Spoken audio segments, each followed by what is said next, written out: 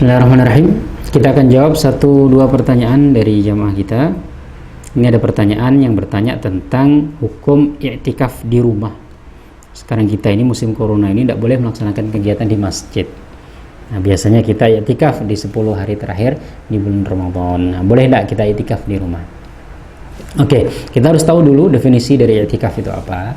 I'tikaf itu artinya berdiam diri di masjid untuk beberapa saat dengan maksud mendekatkan diri kepada Allah Subhanahu wa taala. Karena definisi i'tikaf adalah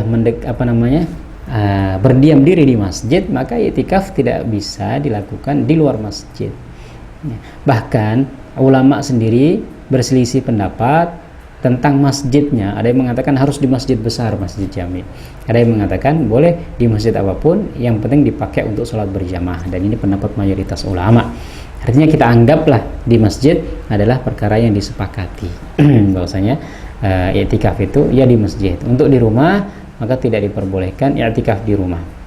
Sebagian kecil ulama dari Abu Hanifah, beliau mengatakan boleh seseorang itu, terutama bagi perempuan itu, i'tikaf di masjid rumahnya. Artinya di ruangan khusus yang dia sediakan khusus untuk beribadah. Tapi pendapat ini ya tidak dikuatkan ya. Karena itu tidak disebut masjid, itu tetap disebut sebagai rumah, sehingga lebih utama kita i'tikaf di rumah. Lebih berumah itu utama kita i'tikaf di masjid. Nah, tidak boleh i'tikaf di rumah. Nah, bagaimana ketika kita tidak bisa i'tikaf ini? Ya sudah, kita ganti dengan ibadah yang lain. I'tikaf ini kan sunnah, dia tidak wajib. Tidak perlu kita terlalu risau. Kita ganti dengan ibadah-ibadah sunnah yang lain, kita perbanyak. Kita tidak bisa salat tarawih, kita ganti dengan sedekah. Ya kan? Kita tidak bisa i'tikaf di masjid, kita perbanyak ngaji baca Qur'annya. Kita tidak bisa i'tikaf di masjid, kita ganti dengan salat-salat sunnah di rumah, kita perbanyak ya. Kita bermunajat kepada Allah di rumah ya.